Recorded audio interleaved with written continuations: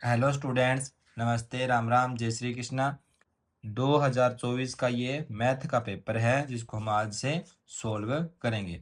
इसमें आपको 4 सेक्शन देखने को मिलेंगे, ए बी सी डी। तो सबसे पहले इस वीडियो में मैं आपको ए सेक्शन करवाऊंगा। उसके बाद हम अगली वीडियो में बी सेक्शन मतलब सेक्शन वाइज हम करने वाले हैं। तो सेक्शन ए में क्या होता है कि टिक द करेक्ट वाले क्वेश्चन आते हैं। तो बहुत ही शानदार ये पेपर आया था और आसान भी था, तो बिल्कुल हम इसको आराम से करने वाले हैं। इसमें मैं आपको हिंदी और इंग्लिश दोनों में बता दूंगा। बाकी नॉर्मल क्वेश्चन होते हैं, आप आराम से इसको समझ सकते हो।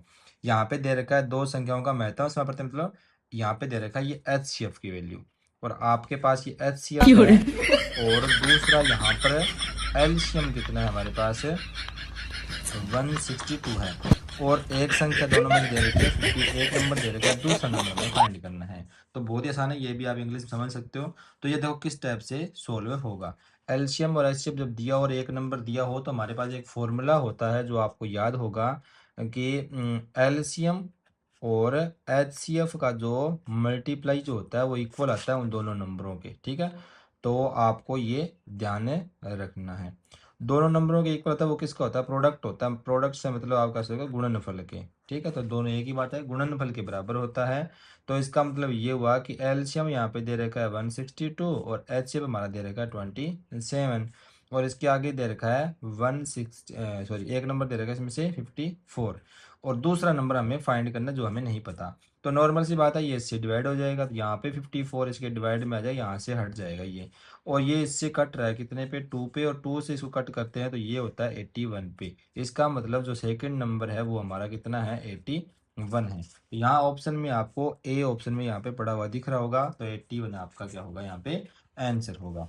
फिर हम देखते हैं इसका सेकंड, बहुपद x square minus 2x minus x, मतलब इसका जीरोज फाइंड करना है। इक्वेशन हमारे पास है दे रखी है, तो जीरोज फाइंड करना बहुत ही आसान होता है। मैं यहाँ भी पेपर पे ही कर देता हूँ जीरोज किस टाइप से फाइंड होते हैं। तो आपने किया होगा कि x square minus 2x minus 8 जो इक्वेशन दे रखी है, जीरोज निकालने के लिए मल्टीप्लाई करें तो 8 होना चाहिए, और प्लस माइनस करें तो ये 2 आना चाहिए। तो यहाँ पे मैं आपको बता दूं कि ये फैक्टर जो होते हैं वो किसके होते हैं, 4 और 2 के होते हैं। तो ठीक है, तब 4 और 2 के होते हैं, पर 4 हमें 2 हमें चाहिए माइनस का, तो प्लस का तो 4x लिखना पड़ेगा, और माइनस का 4x लिखना पड़ेगा, और प्लस का 2x लिखना पड़ेगा, तब जाके ये क्या बनेगा हमारे पास है, 8 बनेगा। और इससे क्या होगा, इन दोनों में से कॉमन ले सकते हैं, तो x कॉमन लेंगे तो यहाँ पे कितना बनेगा, ये x माइनस 4 होगा। यहाँ पे हम 2 कॉमन लेंगे तो x माइनस 4 बनेगा। एक तो हमारे पास कॉमन आएगा x माइनस 4 का, दूसरा x प्लस 2 का। और यहाँ से हम अगर वैल्यू निकालते हैं तो ये इधर जाके x की वैल्यू एक तो 4 बनती है और ये बनती है माइनस का 2। देखो प्लस का 4 और माइनस का 2, यहाँ पे जो भी आंसर होगा वो हमारा आंसर मिल जाएगा। देखो यहाँ पे ऑप्शन में अगर आप देखोगे तो माइनस का 2 देखो सी ऑप्शन में है, 4 इसका प्लस का है, तो यहाँ पे सी ऑप्शन आप बिल्कुल आपका सही होगा। तो देखो कितना आसान पेपर आया था, बहुत ही आसान होते हैं। अब हम करते हैं इसका अगला। फिर हम देखते हैं इसका नेक्स्ट क्वेश्चन। देखो इसमें क्या दे रखा है, इसमें हमें लिखा गया है यदि पहली संख्या x का दुगना और दूसरी संख्या y के 7 गुने से अगर 5 कम है तो हमें क्या करना है, इसमें से देख के बताना है कौन सा होगा। तो इंग्लिश में देख लेते हैं, फर्स्ट नंबर x है, ठीक है, और उसकी क्या करनी है, twice twice of the first number, और वो भी कौन सा, x है। x का ट्वाइस करेंगे तो नॉर्मल सी बात है, ट्वाइस करना है तो 2x होगा, मतलब डबल करना है तो दो गुना करेंगे तो 2x हो जाएगा। अब वो जो नंबर है ना वो किसके इक्वल है वो देख लेते हैं। वो कह रहा है कि 5 <7 ऑफ सेकंड नंबर y, एक y है जिसका क्या है 7 गुने से 5 कम है, तो वो नंबर जो दे रखा है उसका दुगना वो किसी नंबर के 7 गुने से, y के 7 गुने से 5 कम है, तो माइनस कर देंगे। तो ये बन गया आपका 2x से इक्वल में 7y-5। यहाँ ऑप्शन में आपको दिख रहा होगा कि ये डी ऑप्शन आप बिल्कुल है सही हो रहा है। इस टाइप से आप कर सकते हैं। ये मैंने ही पहले किसी समझाया था, यहाँ पे मैंने कर रखा है, इसको मैं दोबारा बता देता हूँ। यदि समांतर श्रेणी का प्रथम पद 2 है, प्रथम पद मतलब ए, फर्स्ट वन टर्म आपकी कितनी दे रखी है, इसमें 2 दे रखी है, और सारावंतर का मतलब होता है कॉमन डिफरेंस, डी की वैल्यू कितनी दे रखी है, 3 दे रखी है। तो एन पद मतलब ए एन आपको फाइंड करना है। तो ए एन का फॉर्मूला आपको याद है कि यहाँ पे क्या है, ए एन का फॉर्मूला सबको याद होता है। और उसके बाद ए एन की वैल्यू हम पुट करेंगे, तो फर्स्ट टर्म दे रखी है इसमें 2, और इसमें डी की वैल्यू दे रखी है 3, तो ये दोनों वैल्यू यहाँ पे पुट कर दी। आप सोच के देखो, अगर इसको मैं अंदर मल्टीप्लाई करूंगा, 3 को n से करेंगे तो 3n, और 3 को 1 से करेंगे तो 3। उसके बाद देखो आंसर कैसे निकालते हैं। यहाँ पे 3n तो प्लस का है ही, इसमें कोई दिक्कत नहीं है। और 2 प्लस का या माइनस का 3 यदि इन दोनों को करेंगे तो माइनस का 1 आएगा, तो 3n माइनस 1 यहाँ पे आंसर रहेगा। तो यहाँ ऑप्शन में आपको बी ऑप्शन में बिल्कुल दिख रहा है, तो ये आपका आंसर है, हो जाएगा। तो इस टाइप से कर सकते हो। फिफ्थ करते हैं, 3 के प्रथम 5 गुणज का योगफल। 3 का प्रथम 5 गुणज, 3 के प्रथम, तो देखो 3 या 3 के फर्स्ट 5 मल्टीपल लिखने हैं, तो आपको ये पता होगा 3 के मल्टीपल कौन से होते हैं, 3 की टेबल ही होती है। तो 3 के बाद क्या आता है 6, 6 के बाद क्या आता है 9, 9 के बाद क्या आता है 12, और 12 के बाद है 15। ये क्या है, पहले 5 आपके क्या है, मल्टीपल है। उसके बाद में आप वो कह रहा है कि आप उसको योगफल निकालना है या फिर सम निकालना है। तो सम निकालने के लिए या तो इनको वैसे ही प्लस कर लो तो भी आपका आंसर आ जाएगा, नहीं तो फॉर्मूला हमारे पास होता है एस एन वाला। वो आपकी इच्छा है कि आप इसको किस टाइप से करते हो। तो नॉर्मल हम करते हैं, तो ये हमारे पास फॉर्मूला जो छोटे वाला होता है आपको याद होगा, ए प्लस एल वाला, एन अपॉन टू में। तो यहाँ पे टर्म कितनी है, यहाँ पे 5 टर्म सारी हैं, तो अपॉन में 2, ए यहाँ पे कितना है 3, और लास्ट कितनी है यहाँ पे 15 है। इन दोनों को हम प्लस करेंगे तो ये होगा 18, और 18 को हम इसको 9 से कट करें, 9 5 ये कितने होते हैं 45। तो 45 यहाँ पे इसका क्या होगा, आंसर होगा। तो देखो सी ऑप्शन बिल्कुल आपका राइट होने वाला है। बहुत ही आसान इसमें क्वेश्चन है, आए हुए हैं, तो आप इसको आराम से कर सकते हो। अब इसके बाद हम देखते हैं इसका आगे वाला, यहाँ पे है, तो देख लेते हैं इसके बाद वाला। देखो सिक्स्थ, इसमें क्या दे रखा है, यदि किसी त्रिभुज पी क्यू आर, कोई ट्राइंगल बना हुआ है, पी क्यू आर जो है वो P Q plus Q R equal में पी आर स्क्वायर है, तो कौन सा एंगल है जो समकोण होगा। तो नॉर्मल सी बात है, यहाँ पे प्लस का साइन है, यहाँ पे क्या पी आर, इसका मतलब ये पक्की बात है कि ये पाइथागोरस ट्रिपलेट जो होती है, जो आपको ध्यान होगा, पाइथागोरस थ्योरम जो होती है, जो आपको ध्यान होगी, वो इस टाइप से होती है, जो आपको पता होगा किस में काम करती है, ये आपकी इसमें करती है राइट एंगल ट्राइंगल में या समकोण त्रिभुज में काम करती है। तो ये कह रहा है प्लस में है, आपको पता होगा जब यहाँ पे वो होती है ना हाइपो मान लो या फिर कर्ण मान लो, अगर ये इधर है तो तभी ये माइनस होता है। अगर यहाँ कर्ण नहीं होता तो फिर ये माइनस के होते हैं, कर्ण या फिर हाइपो यहाँ पे नहीं होती तो ये माइनस होता। प्लस है इसका मतलब ये पक्का है क्या है, पी आर आपकी क्या है, हाइपो है या फिर कर्ण है। तो इसका मतलब यहाँ पे जो लिया गया है वो पी आर ही लिया गया है। तो बच कौन सा गया इसमें, क्यू बच गया। तो इसका मतलब यहाँ जो एंगल बना हुआ वो कौन सा है, समकोण बना हुआ है। तो क्यू पे यहाँ पे एंगल बना होगा वो क्या होगा, समकोण होगा। ठीक है, समकोण या फिर राइट एंगल बना होगा। तो बहुत ही आसान है ये भी। फिर हम देखते हैं इसका एट्थ और सेवन सॉरी, तो बिंदु 0,3 वो एक्स अक्ष से कितना दूर है। तो बहुत ही आसान है ये भी। तो आप देखो एक्स अक्ष से 0,3 है, तो आप सोच सकते हो 0,3 कहाँ मिलने का, एक्स की वैल्यू इसमें 0 है, इसका मतलब ये कहाँ है, वाई एक्सिस के ऊपर पड़ा हुआ है कहीं भी। तो ये वाली जो 0,y एक्स से कितना दूर है, तो हम देख सकते हैं इसकी लाइन ऊपर पड़ा है, यहाँ कहीं पड़ा होगा 0,3 आपका। तो वो एक्स अक्ष से कितना दूर है, तो ये कितनी होती है 3 होती है। वो हमेशा ये प्लस में भी आता है, ये भी आपको पता होगा। तो ये तो बहुत ही आसान ही क्वेश्चन था आपका, तो इसका कितना आ जाएगा 3 आ जाएगा। फिर यहाँ कह रहा है 2 साइन 45 और cos 45 की वैल्यू बताओ। तो ठीक है, दोनों सेम ही है। अब देखो इसमें करना क्या है, 45 की वैल्यू पता होनी चाहिए, 2 तो है ही, सिन 45 या साइन 45 की वैल्यू कितनी होती है ये आपको सब याद होगा, या टेबल आपको याद कर ही रखी होगी आपने। टेबल में यहाँ पे क्या लिखा होता है, 1/√2 होता है इसकी वैल्यू। और cos 45 ये सेम वैल्यू होती है या दोनों ही। तो इन दोनों को इनका मल्टीप्लाई करेंगे ऊपर 2 ही बनेगा, 2 बन जा 2 और 1 2 ही बनेगा। नीचे करेंगे √2 से ओनली 2 बनेगा, और इनका 2 से करेंगे कैंसिल आउट तो क्या बनेगा 1। तो यहाँ पे जो भी ऑप्शन आपका 1 जहाँ भी दिख रहा है आपको वो आपका आंसर हो जाएगा। देखो कितने कितने आसान आपके क्वेश्चन है आए हुए हैं, तो कोई बड़ी बात नहीं है, पेपर बहुत ही आसान आपको देखने को मिलता है।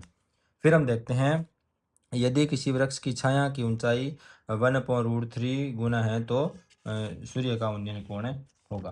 तो बहुत ही इसमें भी उन्नयन कोण यहाँ पर शेडो ऑफ ट्री, एक ट्री है जिसकी शेडो की कितनी है, शेडो ऑफ ए ट्री कितने हैं 1/√3 टाइम ऑफ हाइट, हाइट कितना गुना है। तो बताओ इसकी एंगल ऑफ एलिवेशन कितना होगा। तो बहुत ही आसान है ये भी क्वेश्चन आपका। तो यहाँ पे हम देखो अगर आप इसको थोड़ा ढंग से समझोगे तो इसका मतलब ये है कि हमें इसकी हाइट पता नहीं है। ठीक है, हाइट पता नहीं है तो मान लेते हैं कि इसकी हाइट कितनी है, एक्स है। तो यहाँ पे बोला गया है कि इसकी शेडो जो है वो इसकी हाइट की 1/√3 का मल्टीपल है। इसका मतलब √1/√3 एक्स, ये इसकी क्या हो जाएगी, ये शेडो हो जाएगी या फिर छाया हो जाएगी, ये इसकी क्या है हाइट हो जाएगी। हमें पूछा गया है इसका एंगल पूछा गया, ये वाला थीटा एंगल कितना होगा। तो ये बहुत ही आसान है, आपको पता होगा ये है लंब और ये है आधार, या फिर हम देखते हैं ये है परपेंडिकुलर, ये है इसकी बेस। तो परपेंडी और बेस या फिर लंब और आधार में फॉर्मूला आपको पता हो कौन सा लगता है, tan थीटा लगता है। और इसमें क्या होता है परपेंडी या लंब ऊपर आता है और दूसरा कहाँ आता है, अंडर रूट 3x यहाँ नीचे आएगा, अपॉन में x कैंसिल आउट हो जाएगा, और ये अपॉन में पड़ा ये ऊपर चला जाएगा, तो क्या बनेगा, ये टेन थीटा इक्वल में अंडर रूट 3 बनेगा। अब आप ये बताओ कि 10 वाली फॉर्म में रूट 3 की जो वैल्यू होती है वो कितने डिग्री पे होती है, तो आपने देखा होगा ये कहाँ होती है, 30 डिग्री पे होती है, तो यहाँ पे आपका सॉरी 60 डिग्री पे होता है, तो यहाँ पे आपका बी ऑप्शन बिल्कुल है राइट हो जाएगा। तो इस टाइप से आप इसका आंसर निकाल सकते हो। फिर हम देखते हैं किसी वृत्त के व्यास के सिरों पर खींची गई स्पर्श रेखा परस्पर होती है। देखो व्यास के सिरों पर खींची जाती है, तो ये है आपका वृत्त और ये इसका व्यास। यहाँ जो खींची गई जो स्पर्श रेखाएं या फिर टेंजेंट जो होती है, सॉरी मैं आपको इंग्लिश में बताना भूल गया, टेंजेंट जो होती हैं जो कहाँ, डायामीटर के सिरों पे, डायामीटर ये रहा सर्कल का, और डायामीटर के यहाँ पे कॉर्नर पे अगर हम कोई दो टेंजेंट बनाते हैं तो वो दोनों आपस में क्या होती है, बिल्कुल पैरेलल चलती हैं, ठीक है ना, तो पैरेलल और समांतर इसका आंसर है रहेगा। और फिर हम देखते हैं यदि एक वृत्त की परिधि कितनी दे रखी है, 176 है, यहाँ पे सरकमफ्रेंस ऑफ सर्कल कितना दे रखा है, 176, तो हमें रेडियस फाइंड करनी है। तो सरकमफ्रेंस या फिर परिधि का फॉर्मूला हमको पता होगा 2πr होता है, सबको याद है ये, और इसकी वैल्यू दे रखी है वो कितनी है, 176 दे रखी है, और यहाँ पे हमें आर फाइंड करना है, तो सबको वैल्यू पता होती है 22.7 पाई की, तो आर हमें नहीं पता, यहाँ से हम क्रॉस भेजेंगे तो क्या होगा, आर इक्वल क्या बनने वाला है, 176 मल्टीप्लाई में जाएगा 7 और अपॉन में आएगा 2 × 22, दोनों ये नीचे आ जाएंगे, नीचे वाला ऊपर चला जाएगा। इसको हम कट करेंगे, कट करेंगे तो आप देखो यहाँ पे इन दोनों को कट करते हैं तो ये 8 पे कटता है, फिर ये 8 पे कटता है, 88 पे कटेगा, और 22 के टेबल में 88 होता है 4 पे, इन दोनों का मल्टीप्लाई करेंगे तो ये आएगा 28 है। तो 28 सेंटीमीटर जहाँ भी आपकी रेडियस दिख रही है वो आपका आंसर हो जाएगा। तो ये भी बहुत आसान है। अब करते हैं हम इसका 12वां क्वेश्चन। देखो इसमें क्या है कि एक गोले का आयतन 36 पाई है, तो इसकी त्रिज्या ज्ञात कीजिए। मतलब वॉल्यूम ऑफ स्फीयर दे रखा है 36 पाई और हमें इसकी रेडियस फाइंड करनी है। तो इसके लिए हमें वॉल्यूम ऑफ स्फीयर या फिर गोले का आयतन का फॉर्मूला हमें पता होना चाहिए, जो क्या होता है 4/3। तो आपको ये फॉर्मूला 4/3 में पाई आर क्यूब इसका फॉर्मूला होता है कितना, ये 36 पाई। इससे होगा क्या कि पाई से तो पाई कैंसिल आउट हो जाएगा, और फिर देखो आर की क्यूब इक्वल हम बनाएंगे ना, तो ये देखो 36 ये रहा और 3 इसके मल्टीप्लाई में चला जाएगा और ये 4 इसके डिवाइड में आ जाएगा, और 4 के टेबल से ये काटेंगे तो ये कितने बटे 9 पे, और आर क्यूब इक्वल आंसर बनेगा हमारा 9 3 27। और जब आर क्यूब बढ़ती है तो इसकी क्यूब रूट या फिर इसकी घन निकालनी पड़ती है, और 27 का घन या फिर 27 की क्यूब क्या होती है, वो होती है 3। तो यहाँ से 3 इसका ऑप्शन जो है बिल्कुल ए ऑप्शन बिल्कुल आपका सही होगा। फिर हम देखते हैं इसका नेक्स्ट, प्रथम 11 पूर्ण संख्याओं का माध्य ज्ञात कीजिए। मतलब mean of first 11 whole number. 11 whole number, आपको होल नंबर का पता होगा, वो 0 से स्टार्ट होता है और वो कहाँ तक चलता है। या देखो 11 लिखने हैं तो 1 2, देखो ये 1 नंबर हो गया, 2 नंबर हो गया, फिर 2 3 4 5 6 7 8 9 और 10, इतने होंगे। इनका क्या करना है, माध्य ज्ञात करना है, और माध्य या फिर मीन फाइंड करना है। मीन फाइंड करते हैं आपको पता होगा क्या करते हैं, इनका जोड़ करते हैं। तो जोड़ते टाइम आपको ध्यान देना है कि 10 तो ये हो गए, और 9 और 1 10 ये हो गए, मतलब 10 2 बार आ गया, 8 और 2 10 3 बार आ गया, 7 और 3 10 तो ये आ गया, और 6 और 4 10 ये हो गए, और 1 इसमें क्या आ गया, 5 आ गया। मतलब इस टाइप से आप आराम से जोड़ सकते हो। तो यहाँ पे देखो 10 20 30 40 50 और 5 55। देखो इसमें क्या है, 55 होंगे ये सारों का जोड़, और है कितनी, ये 11 है। तो 11 है तो इसका मतलब आपको इसको डिवाइड करना है, और डिवाइड करोगे तो आपका आंसर क्या आएगा, इसका 5 आंसर आ जाएगा। तो बहुत ही आराम से इसका आप निकाल सकते हो। और फिर हम आगे करते हैं इसका आगे का नेक्स्ट पार्ट। देखो इसमें क्या, बंटन 3 3 ये दे रखे हैं, बहुलक ज्ञात करना। बहुलक या फिर इसका मतलब होता है मोड ज्ञात करना। तो मोड पता करना हो तो आपको पता है मैक्सिमम फ्रीक्वेंसी या फिर एक ऐसा नंबर सबसे ज़्यादा बार आया होता है, तो वही क्या होता है, इसका बहुलक होता है या फिर मोड होता है। तो आप यहाँ पे देख सकते हैं कि देखो इसमें 3 देखो ज़्यादा दिख रहे हैं, तो कितनी बार है, 5 6 बार, यहाँ पे 3 3 यहाँ बड़े हैं, इसका मतलब इसका आंसर क्या हो जाएगा, 3 या बी ऑप्शन इसका बिल्कुल राइट हो जाएगा। फिर देखते हैं हम आगे 15वां पार्ट। इसका क्या है, पीई दे रखा है कितना, 0.05, और ई नहीं की ब्राइट का मतलब नोट ई फाइंड करना है। ये आपको ने फॉर्मूला भी याद कर रखा होगा, आपको याद होगा कि पीई प्लस पीई बार इक्वल में क्या होता है, 1 होता है। ये फॉर्मूला आपको पता होगा। और हमें इनमें से जब ये वाली ऐसी वैल्यू आती है तो ये 1 में से माइनस कर देते हैं, तो 1 में से 0.05 माइनस कर देंगे, इधर जाके माइनस हो जाता है ये। तो 1 में से माइनस करते हैं तो आपको पता होगा माइनस, या तो आपको आता है, अगर नहीं आता तो इस टाइप से आप 1.00 लिख के और 0.5 ये लिख के आप इसको माइनस कर सकते हो। तो यहाँ पे 5 बचेगा, यहाँ पे आएगा 9, यहाँ पे 0, तो 0.95 इसका डी ऑप्शन में आपका सही हो जाएगा। तो बहुत ही आसान ये क्वेश्चन था आपका। अब आगे देखते हैं इसके नेक्स्ट पार्ट, देखते हैं इसमें क्या है। तो यहाँ कंप्लीट हो गया क्या 7 नंबर पेज और ये 8 नंबर। हाँ, तो देखो आपके 15 ये क्वेश्चन यहाँ पे टिक द करेक्ट पूरे हो चुके हैं। अब यहाँ पे आगे का क्वेश्चन हम यहाँ से स्टार्ट करते हैं। यहाँ पे क्या फिलिंग द ब्लैंक्स यहाँ पे आएंगे आपको। तो फिलिंग द ब्लैंक्स आपको कंप्लीट करने हैं, मतलब आपको ज़्यादा कैलकुलेशन करने की जरूरत नहीं है यहाँ पे, बस आपको इसका आंसर यहाँ पे पुट करना है। बाकी आपको वैसे आपको रफ में करना पड़ेगा, यहाँ पे फेयर में आपको लिखने की जरूरत नहीं है, आप इसका आंसर लिख सकते हो। यहाँ पे क्या है, समांतर श्रेणी या फिर एपी दे रखा है, और एपी है कितनी, ये वाली एपी दे रखी है, और आपको 11वां पद या फिर 11th टर्म आपको फाइंड करनी है। तो 11 टर्म फाइंड करनी है, तो आपको पता होगा 11 टर्म पर में क्या होता है, A11 फाइंड करना है, और A11 में मतलब क्या होता है, A प्लस 10D इसको लिखा जाता है, आपको पता होगा ये चीज़। तो अब 10D लिखना है, तो इसका मतलब ये हुआ कि A की वैल्यू तो हमें पता चल रही है -3 है, पर यहाँ पे D पता नहीं चल रहा। तो यहाँ से आपको D की वैल्यू निकालनी पड़ेगी। D है कितना वो यहीं पे बता देता हूँ मैं आपको, -1/2। ये A2 -A1 करते हैं, -A1 करेंगे तो ये माइनस का पहले से ही है, तो वो हो जाएगा आपका 3। तो आप ये सोच सकते हो कि 3 में से आधा माइनस करना है, तो 3 में से आधा माइनस करते हैं तो कितना बचता है, 2.5 बचता है। और 2.5 को या फिर हम क्या लिखते हैं, 5/2 लिखते हैं। ये आपकी वैल्यू होगी किसकी, डी की।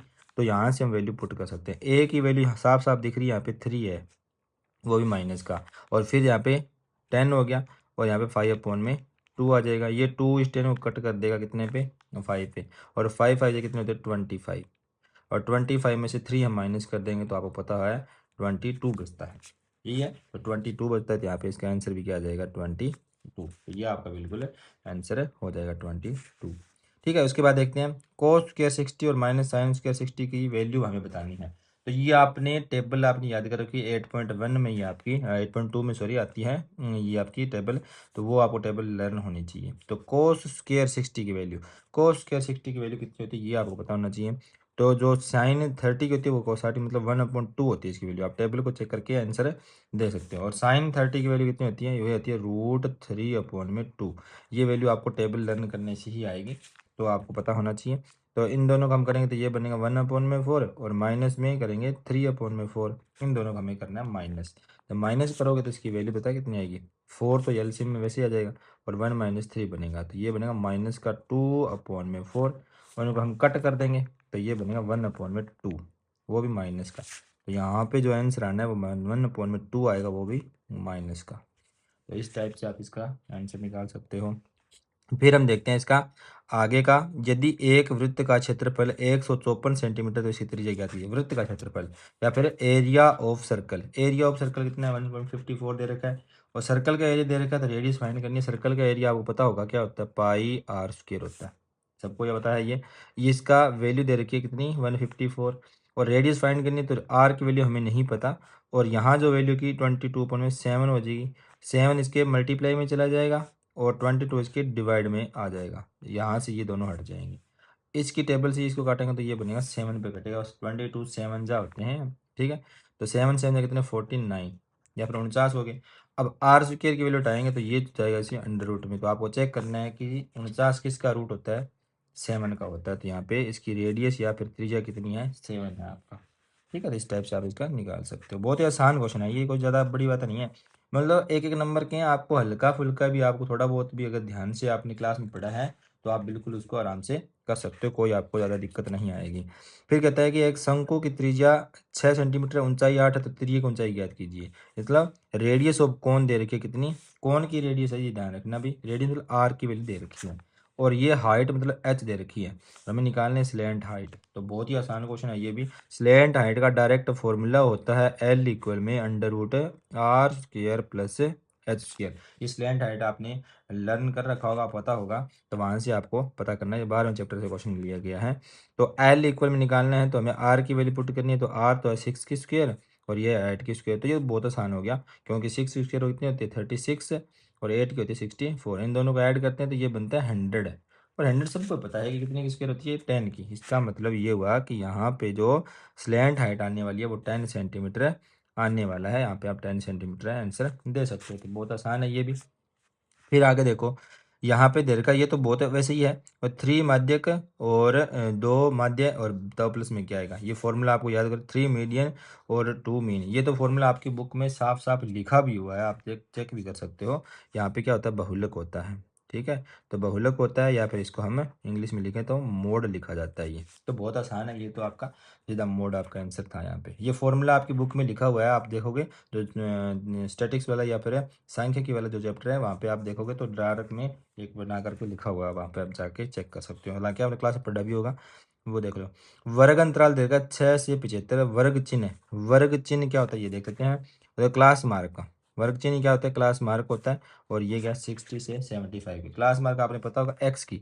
वो आप जब मीन फाइंड करते हो पहले एफ होता है, और फिर बाद में वो एफ के बाद जो फ्रीक्वेंसी जब एक्स की वैल्यू निकालते हैं तो क्लास मार्क की होती है। वो कैसे निकलती है, upper limit plus lower limit और अपॉन में 2, मतलब निम्न सीमा उच्च सीमा का जोड़ करके आधा, मतलब जोड़ने के बाद आधा करने वाला स्टोरी जो होती है वो वर्ग अंतराल में या फिर वर्ग चिन्ह में या फिर क्लास मार्क में आती है। तो इन दोनों को जोड़ लो, कितने हो रहे हैं, ये हो रहा है 5 और 6 और 5 कितने हो रहे हैं 13। और इसको हम करेंगे 2 से डिवाइड, इसको आधा कर देते हैं, भाग देंगे तो कितना आएगा 6 दूनी 12 और ये होगा 14 और ये 5, मतलब 67.5। हालांकि इसमें ये पहले सोल्व कर रखा है किसने, ये पता नहीं, पर यहाँ पे देखो इसका आंसर ये आएगा। ठीक है, इस टाइप से हो जाएगा।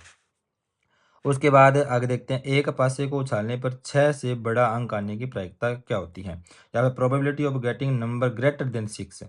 अगर आप कोई थ्रोन डाइस है, जब डाइस को फेंकते हैं तो हमें पता है कि डाइस में 1 से लेकर के 6 तक के नंबर होते हैं, 7 से बड़ा होने का कोई लॉजिक ही नहीं हो रहा। तो अगर आपको पता है कि 6 से बड़ा नंबर नहीं आ सकता, जब नहीं आता है उसको बोलते हैं इम्पॉसिबल इवेंट, या फिर बोलते हैं अनिश्चित वो होती है। तो यह अनिश्चित जब होता है, कोई चीज़ जब निश्चित नहीं हो तो वहाँ पे प्रोबेबिलिटी या फिर प्रायिकता की वैल्यू कितनी होती है, 0 होती है, ये सबको पता होगा। इम्पॉसिबल जब चीज़ें नहीं होती तो वहाँ पे प्रोबेबिलिटी का आंसर या प्रायिकता का आंसर 0 हम लिखते हैं। ठीक है, अब आगे चलते हैं। यहाँ भी ये छोटे क्वेश्चन ही हैं आपके, एक देखो छोटे क्वेश्चन आपके बहुत सारे हैं, 15 तो आपने देखे होंगे, पीछे भी आए हैं। और यहाँ पे आप गिन सकते हो कितने, 7 तो ये हो गए, 15 और 7 22 नंबर का, एक नंबर का काम आ गया अभी तक। ठीक है, फिर हम आगे देखते हैं। यहाँ देखो क्या दे रखा है, ये है अति लघुत्तरात्मक प्रश्न, मतलब ये भी आपको थोड़े बहुत हल्के फुल्के, मतलब पीछे जितने भी किए हैं सोल्व नहीं करने, उन्हें उनको आंसर डायरेक्ट देने हैं। यहाँ से आपको हल्का फुल्का सोल्व भी करके दिखाना होता है। ठीक है, तो यहाँ से हम बता सकते हैं, देखो एक्स की वैल्यू कितनी है, 2 की पावर 3 और 3 की पावर 2, और वाई की पावर दे रखी है, मतलब ये दे रखा है आपको एलसीएम लेस एप है, या फिर याद करना है, या फिर एलसीएम निकालना है। तो एलसीएम निकालना है, ये दे रखे हैं आपको। तो यहाँ पे मैं आपको थोड़ा वो सॉल्व करना है, इसलिए मैं आपको नोटबुक में सॉल्व करके बता रहा हूँ। ठीक है, तो यहाँ पे आप देख सकते हो एक्स जो है वो कितना दे रखा है इसने लिखा 2 की पावर 3 और 3 की पावर 2, ये आप वहाँ पे लिख के दिखा दोगे। और उसके बाद जो आपको करना है y की वैल्यू, तो y की वैल्यू जब आप लिखोगे तो वहाँ पे आपको क्या दिखाना है, तो 2 की पावर 2 और 3 की पावर 2, तो 2 की पावर 2 और 3 की पावर 2, ये हो गया y में। हमें निकालना है किसका, एलसीएम निकालना है x और y का। तो मैं आपको बता दूं कि इसमें अधिकतम घात लिखी जाती है, क्या लिखी जाती है, अधिकतम या फिर मैक्सिमम पावर है इसकी लिखी जाती है। तो ये आपको ध्यान होना चाहिए।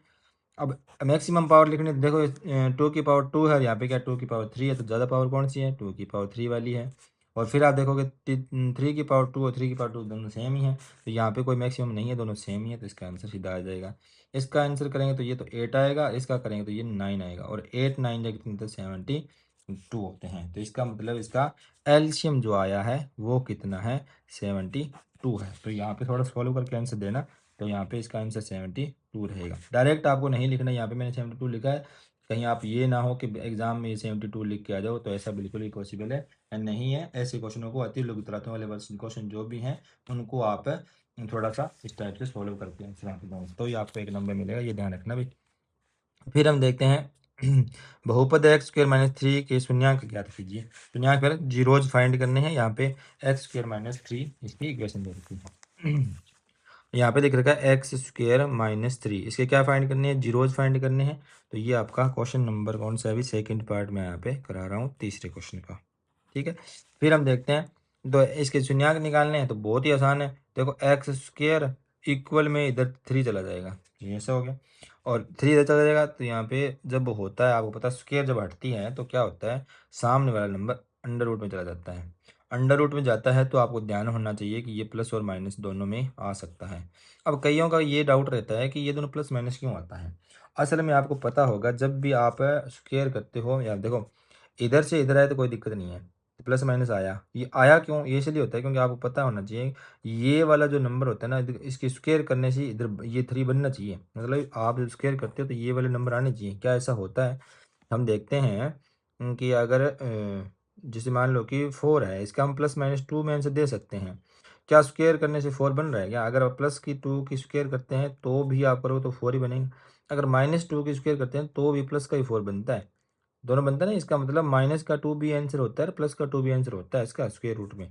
तो ऐसे ही हम यहाँ पे निकाल सकते हैं कि अगर ऐसा हो तो अंडर रूट 3 को अगर प्लस लेके करें तो भी 3 बनेगा, अगर माइनस का करें तो भी 3 ही बनता है। इसका मतलब प्लस माइनस दो यहाँ पे आंसर रहेंगे।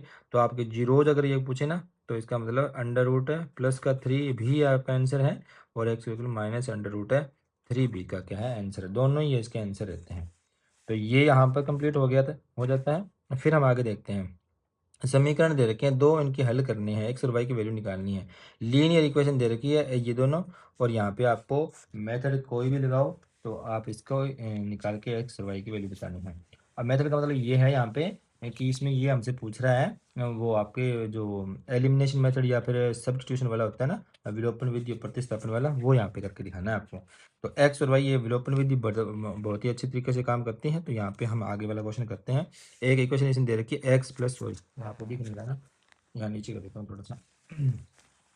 यहाँ देखो एक्स प्लस वाई इक्वल में यहाँ पे कितना है 14 है, और दूसरा यहाँ पे एक्स माइनस वाई इक्वल में क्या है 4 दे रखा है। ठीक है, हम कौन सी विधि लगाने जा रहे हैं, विलोपन। विलोपन विधि जब लगाते हैं तो आपको पता होगा इन दोनों को माइनस करना पड़ता है। ठीक है, इन दोनों को माइनस करेंगे तो देखो माइनस करने से क्या होता है, साइन चेंज होते हैं, प्लस वाला माइनस में, ये वाला प्लस में हो जाएगा, ये वाला माइनस में, ये तो आपस में कट ही हो जाएंगे। वाई और वाई दोनों जुड़ जाएंगे तो ये हो जाएगा 2y, और यहाँ बनेगा 10, इतना हो गया। और y इक्वल जब निकालेंगे तो 10 अपॉन में क्या आएगा 2, इनको कट करेंगे तो y इक्वल में बनेगा कितना 5, तो ये तो y की वैल्यू आ गई। अब इसको क्या करना है, पुट करना है, और कौन से में करना है ये आपको पता होना चाहिए, किस में, इक्वेशन नंबर है, आप कौन से में करो, पहले में करो दूसरे में करो, उससे कोई रूल नहीं है, कहीं भी करो आपका आंसर सेम ही आता है। एक्स की जगह एक्स ही रहेगा, वाई की वैल्यू पुट करनी है तो वो कितनी आपके पास है 5 है, और इक्वल में क्या आएगा इसका 14 आएगा, और ये इधर आके माइनस हो जाएगा। तो 14 में से जब 5 माइनस करेंगे तो कितना आएगा 9, तो एक्स इक्वल कितना आएगा 9, तो एक्स की वैल्यू तो 9 आ गई, और वाई की वैल्यू कितनी आ गई 5 आ चुकी है। तो इस टाइप से आप इसको सॉल्व कर सकते हो, तो बहुत आसान है ये भी। फिर देखो ये तो मैं यहाँ इसी बुक में इसमें कर दूंगा, जगह बहुत बड़ी इसमें। तो इसमें देखो क्या है, निम्न आकृति दे रखी है, इसमें डी ई और बी सी हो तो ई सी की वैल्यू, ये ई सी वैल्यू भी निकालनी है। ये आपको बुक का क्वेश्चन है, आपको पता होगा, अगर इसको पता है तो उसको तो ध्यान ही है, इसका आंसर क्या आएगा बाकी मैं आपको बता देता हूँ। फॉलोइंग दे रखी है डी ई, इसमें पैरेलल है किसके, बी सी के, तो ये यहाँ पे डी कौन सी है, ये डी ई जो है वो बी सी की पैरेलल है। और आपको पता होगा थ्योरम 6.1 एक थ्योरम है, वहाँ पे हम पढ़ते हैं कि अगर ऐसे कोई थर्ड लाइन, अगर कोई और लाइन अगर किसी थर्ड लाइन के पैरेलल हो, अगर किसी ट्राइंगल में, तो क्या होता है कि इनके जो कटते हैं ना डी और ई, जो इनके रेशियो बिल्कुल क्या होते हैं, इक्वल होते हैं। तो 6 पॉइंट क्या कहती है कि इसके जो रेशियो बन रहे हैं ए डी, कौन से वाला, यहाँ से ए से लेकर डी तक, या ए से डी तक, और फिर बाद में डी से बी तक, इन दोनों का जो आंसर आएगा ना वो इक्वल आता है किसके, जो इधर कटे हुए हैं वो ए से ई और फिर ई से सी, ये आपस में इक्वल आते हैं। अब कैसे, अब उसकी वैल्यू हम निकाल लेंगे, यहाँ पे आएगा 1.5 है, और डी बी की वैल्यू कितनी है 3 है, और इधर क्या ए ई है, तो ए ई कितना है यहाँ पे 1 आ जाएगा, और ई सी यहाँ पे हमें फाइंड ही करना है, तो ये हमें नहीं पता। तो क्रॉस मल्टीप्लाई करोगे तो क्या आएगा 1.5 ई सी आ जाएगा, और इधर से करेंगे 3 बन जाए 3 आ जाएगा। अब हमें निकालनी है ई सी की वैल्यू, तो 3 अपॉन में क्या आ जाएगा 1.5, तो 1.5 है ऊपर 3 है, तो 1.5 का डबल होता है कितना 3, इसका मतलब ई सी की वैल्यू कितनी आएगी 2 सेंटीमीटर आएगी, डबल है इसका, आप आराम से कर सकते हैं। तो ई सी की वैल्यू कितनी आ रही है 2 आ रही है, तो इस टाइप से आप इसका आंसर निकाल सकते हो। फिर हम देखते हैं बिंदुओं -ए और -ए के बीच की दूरी, मतलब डिस्टेंस निकालना है। पॉइंट आपको दो गिवन है, 7.1 से क्वेश्चन लिया गया है। यहाँ पे मैं आपको लिख देता हूँ कि एक तो पॉइंट दे रखा है -a और a, और दूसरा है -a, दोनों माइनस के हैं यहाँ पे। अब वो कह रहा है इसका डिस्टेंस निकाल के बताओ। तो यहाँ पे डिस्टेंस फॉर्मूला आपको पहले मैं लिख देता हूँ। क्या होता है फॉर्मूला? x2 माइनस x1 की होल स्क्वायर प्लस में y2 माइनस y1 की होल स्क्वायर। ये बुक से दिया गया। हाँ, कई क्या होता है कि ये कन्फ्यूजन ये भी हो सकता है, कई यहाँ पे x1 इधर लिख देते हैं, x2 इधर भी लिख देते हैं, और y1 इधर लिखते हैं, y2 इधर लिखते हैं। तो आपको कंफ्यूज नहीं होना है, दोनों से ही क्वेश्चन का आंसर बिल्कुल सेम आते हैं। तो इसका मतलब ये नहीं है कि आपने गलत लिख दिया या फिर मैंने गलत लिख दिया, तो ऐसा बिल्कुल भी नहीं है। तो ध्यान रखना, इसमें कन्फ्यूज होने की ज़रूरत आपको नहीं है, यहाँ से कुछ फर्क नहीं पड़ता। फिर हम देखते हैं इसकी वैल्यू फिर कहाँ से आएगी। x2 तो ये रहा, फिर माइनस का a है, और माइनस की वैल्यू पुट करनी है, वहाँ से पहले से माइनस है तो दोनों माइनस माइनस होके प्लस हो जाएगा और इसकी स्क्वायर होगी। ऐसे यहाँ पे y2 की वैल्यू यहाँ पे कितनी है, माइनस का a है। फिर फॉर्मूले के हिसाब से यहाँ पे माइनस और वहाँ से आएगा तो वो a ही आएगा, क्योंकि इस बार माइनस का प्लस नहीं होगा, क्योंकि यहाँ माइनस होने की वजह से ये प्लस हुआ था। और फिर इसका आंसर हम निकालेंगे, तो फिर देखो क्या होगा। तो यहाँ पे आपका माइनस, ये तो जीरो ही बन गया, इसका कोई मतलब नहीं है अब। और ये माइनस है, माइनस का 2a की स्क्वायर। अगर स्क्वायर होती है तो इसका तो मतलब नहीं है, इसका स्क्वायर करेंगे तो अंडर रूट में ये बनेगा 4a स्क्वायर। और हमें ये पता होता है कि अंडर रूट के अंदर किसी की स्क्वायर रूट हो रही होती है ना, तो इसको हम कर लेते हैं स्क्वायर रूट। तो यहाँ से हम स्क्वायर रूट करेंगे तो 4 की स्क्वायर होती है, स्क्वायर रूट होती है तो मतलब वो वर्गमूल, और ए स्क्वायर का स्क्वायर हट जाएगा तो यहाँ पे अगर 2a आ जाएगा। तो 2a इसका क्या रहेगा, आंसर रहेगा। इन दोनों का बीच का डिस्टेंस है। तो इसमें जो डिस्टेंस आया है वो हमने कितना निकाला है, 2a निकाला है। ठीक है ना, इस टाइप से आप इसका आंसर दे सकते हो। डायरेक्ट नहीं देना है, सॉल्व करके देना, मैंने पहले ही आपको बता दिया है।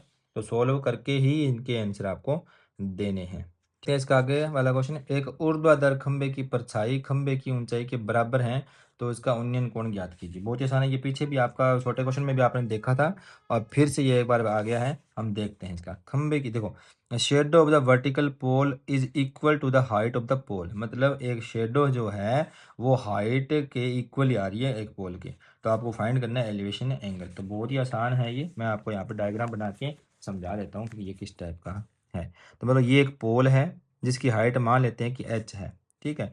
और इसकी शेडो जो है या फिर छाया जो है वो भी कितनी है उसकी इक्वली, तो मतलब ये भी कितनी है, h ही है। और बताओ फिर इसका एलिवेशन एंगल कितना होगा। तो यहाँ वाला एंगल आपको पता करना है, ठीक है।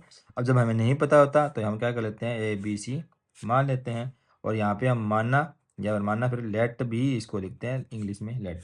तो हाइट ऑफ पोल, और पोल की हाइट या फिर ऊंचाई कितनी है इसकी, हमने मान लिया h, मीटर में है या जो भी मानो, वो इसमें कोई लॉजिक नहीं है। तो अब वो कहता है कि इसकी शेडो जो है, मतलब ए बी आपने अगर h माना है, तो इसका मतलब आपका जो बी सी जो है बेस जो है वो भी कितना आएगा, h ही आएगा। और एलिवेशन एंगल की बात करते हैं, ये देखो परपेंडी है, आपको पता होगा एंगल के बिल्कुल सामने ये परपेंडी या पर लंब होता है, और ये इसका बेस है या फिर इसका आधार होता है। परपेंडी और बेस में या फिर लंब और आधार में फॉर्मूला जो करता है ना ट्राइंगल में, इसमें ए बी सी में जो काम करेगा वो किस में काम करेगा, टेन थीटा में काम करता है। आपने ये हिंदी मीडियम के हिसाब से देखा होगा तो लाल बट्टा कक्का आपने याद कर रखा है। अगर आप इंग्लिश मीडियम से हिसाब से देखें तो पापा बेटा पापा और हर हर भोले के हिसाब से आपने याद कर रखा है। तो लंब बटा आधार या फिर परपेंडिकुलर बेस टेन थीटा में काम करता है। तो इसका मतलब आपकी हाइट लंब मतलब वो भी एच ही है और ये भी आपका एच ही है, तो दोनों ये कटेंगे तो आपको पता है सेम वैल्यू जब कटती हैं तो डिवाइड में 1 आंसर देती है। अब वो एंगल की बात करें, मतलब थीटा कितना आएगा, जब आपको देखना पड़ेगा कि थीटा की वैल्यू 10 वाले में 1 कब होती है। तो ये आपको पता होगा, टेबल अब याद होनी चाहिए आपको। जब आप टेबल याद करोगे तो वहाँ पे आपको पता चलेगा कि थीटा जो है वो 45 डिग्री है, क्योंकि जब 10 45 की वैल्यू हम देखते हैं तो वहाँ पे इसका 1 डिग्री दिखता है।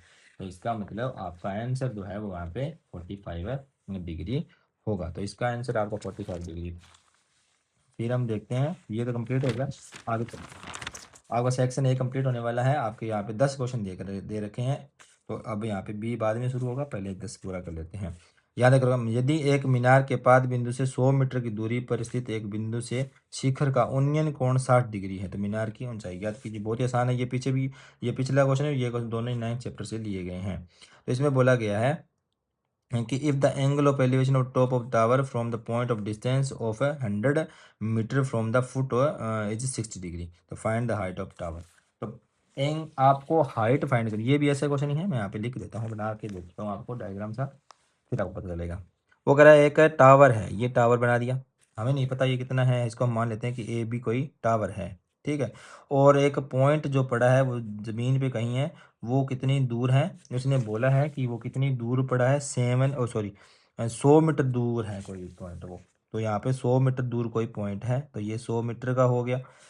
और आपको दे रखा है कि इसका एलिवेशन जो एंगल है ना वो कितने डिग्री का है, 60 डिग्री का है। तो बताओ हाइट ऑफ टावर कितनी होगी, ये वाला हमें पता करना है। तो सी पॉइंट को मान लेते हैं। अब देखो इसकी दो तीन बात लिखते हैं कि इसकी 100 मीटर दूर कोई पॉइंट सी है, वो हो गया यहाँ पे 100 मीटर दूर हो गया। हाइट ऑफ टावर कितनी होगी, ए बी होगी, और एंगल कितना हो गया, वो हो गया। तो आपको देखना है कि कौन सा ट्रायंगल यहाँ पे आपने काम लिया, ए बी सी लिया है। और मैंने अभी अभी एक चीज़ आपको बताई थी, वो क्या थी कि जब बेस और परपेंडी में फॉर्मूला जब लगाते हैं, लंब बटा आधार करते हैं, तो टेन थीटा काम करता है। तो टेन थीटा भी इसमें भी काम करेगा, क्योंकि हमें जो निकालना है वो परपेंडी या लंब निकालना है, और इसमें आधार हमें पता है। जब लंब और आधार में फॉर्मूला कौन सा लगता है, टेन वाला लगता है, तो यहाँ पे हम लगाएंगे टेन थीटा। और होता क्या है, लंब बटा आधार, लंब इसका ए बी है और आधार किसका बी सी, या फिर परपेंडी इसका कितना है, ए बी है, और इसका बेस कितना है, बी सी है। तो टेन थीटा, तो यहाँ पे आएगा टेन थीटा की वैल्यू यहाँ पे कितनी है, 60 डिग्री है, तो ये आ गया। और ए बी हमें नहीं पता, और बी सी हमें कितना पता है, 60। यहाँ से 60 की वैल्यू सबको पता होती है कितनी है, तो 60 की वैल्यू जो है √3 होती है। और इक्वल में आएगा ए बी अपॉन में आएगा 100, इसके अपॉन में 1 कर देंगे, क्रॉस मल्टीप्लाई करेंगे तो ए बी इक्वल में आएगा 100 √3 मीटर। ठीक है, तो ए बी की वैल्यू हमारे पास आ चुकी है। तो ये इसका क्या रहेगा, इसकी हाइट ऑफ टावर रहेगी 100 मीटर, 100√3, मतलब 100√3 मीटर आपकी आंसर है, इसकी हाइट ऑफ टावर रहेगा। तो बहुत ही आसान ये भी क्वेश्चन था। फिर हम देखते हैं इसका एट्थ पार्ट। देखो इसमें क्या है, एक वृत्त की त्रिज्या 7 है, मतलब रेडियस कितनी दे रखी है, 7 सेंटीमीटर की है। और इसका केंद्र पर कोण जो बना हुआ है, या फिर ये एंगल जो सेंटर पे बना हुआ है, वो कितनी डिग्री है, 60 डिग्री का। तो find the length of arc, या फिर चाप की लंबाई। चाप की लंबाई का फॉर्मूला करना है, एंगल और रेडियस हमें पता है, वो भी कितनी है, 7। तो ये भी बहुत आसान है, मैं आपको इसका एट्थ पार्ट करा रहा हूँ। तो एक सर्कल जो दे रखा है, बीच में आपको इसने रेडियस दी है, वो कितनी है, 7 मीटर की है, और 7 सेंटीमीटर की है। और साथ में इसका जो कोण जो बना हुआ है सेंटर, वो 60 डिग्री का है। तो बताओ इस चाप की लंबाई या फिर लेंथ ऑफ आर्क का फॉर्मूला आपको पता होगा। लेंथ ऑफ आर्क का फॉर्मूला या फिर चाप की लंबाई का फॉर्मूला, चाप की लंबाई या फिर लेंथ ऑफ आर्क, और वो क्या होता है फॉर्मूला आपको पता होगा। लेंथ ऑफ आर्क क्या होते हैं, 2πr थीटा अपॉन में 360। यहाँ पे वैल्यू पुट करके आंसर देना है, बहुत ही आसान ये आपका क्वेश्चन दे रखा है। 2 × पाई की वैल्यू कितनी होती है, 22.7, आर की वैल्यू इसमें दे रखी है 7, और थीटा इसमें दे रखा है 60, अपॉन में क्या आएगा 60। कितना आसान है ना ये। तो देखो 7 से 7 कैंसिल आउट हो गया, 360 सॉरी यहाँ पे।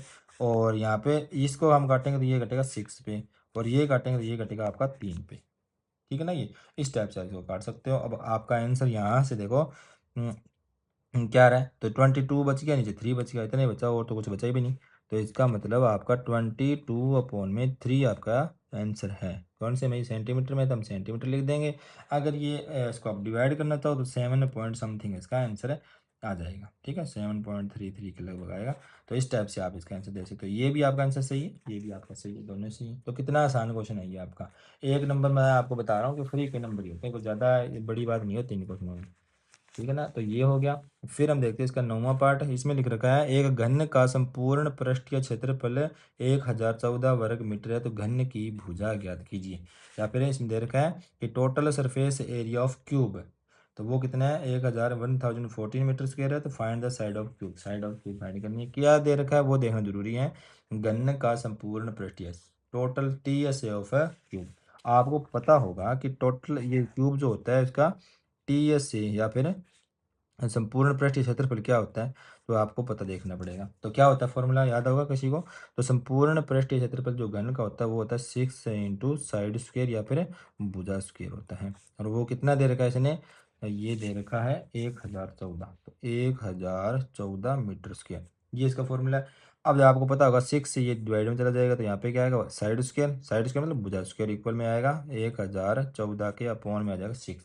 इसको हम डिवाइड कर देंगे। डिवाइड करने से होगा क्या, तो देखो क्या आ रहा है, आंसर तो कुछ ना कुछ तो आएगा ही। तो इनको डिवाइड करेंगे, 6 × 1 = 6, फिर आएगा 4, और ये आएगा 6 × 6 = 36, और यहाँ पे बचेगा फिर 5 क्या, और 9, तो ये बचेगा। और फिर ये देखो साइड की स्क्वायर हटेगी तो ये आएगा अंडर रूट में 16, ओ सॉरी आपको दिख नहीं रहा है, 169। ठीक है, तो मैं यहाँ पे भूल गया था। तो इस 169 आएगा, 169 से आंसर क्या बनने वाला है आपका, तो यहाँ पे आप देख सकते हो ये 13 की स्क्वायर होती है, तो साइड या फिर भुजा जिसकी जो आंसर आने वाला है वो कितना है, 13 सेंटीमीटर का आंसर आएगा। तो कितना आसान हो गया ना क्वेश्चन ये। तो इस टाइप से आप इसका आंसर निकाल सकते हो। फिर ये मैं यहीं पे कर देता हूँ, 7 सेंटीमीटर के गोले का पृष्ठीय क्षेत्रफल ज्ञात, गोले का पृष्ठीय क्षेत्रफल ज्ञात करना, मतलब टोटल सरफेस एरिया निकालना। एक ही सरफेस एरिया होता है, क्या होता है फॉर्मूला इसका, 4πr², ये पूरे गोले का होता है, या फिर total surface area of sphere का होता है। तो 4 की जगह 4 आ जाएगा, 22/7 आ जाएगा, और 7 7 इसमें 2 रेडियस है, 7 7 कट जाएगा, तो ये हो जाएगा 88, और इंटू में क्या आ जाएगा 7। तो इसका मतलब इन दोनों को मल्टीप्लाई करेंगे तो 7 8 × 56 है 56, और 5 कैरी आ जाएगी, तो ये फिर 56 हो जाएगा, 5 और 61 616, और मीटर स्क्वायर में इसका, सेंटीमीटर स्क्वायर में इसका आंसर आ जाएगा। ठीक है, तो इस टाइप से आपका ये सेक्शन आपने ए यहाँ पे कंप्लीट कर लिया है। अब सेक्शन बी है वो नेक्स्ट वीडियो में बनाऊंगा, क्योंकि ये वीडियो बहुत ज़्यादा लंबी हो जाएगी ऐसे तो, फिर इसको अपलोड करना भी थोड़ा आसान नहीं होता है। तो फिर मैं आपको अगले नेक्स्ट में जिसको आपको ये करने हैं वो आप आराम से कर सकते हो सेक्शन बी, तो आप वीडियो ज़रूर देखना आप।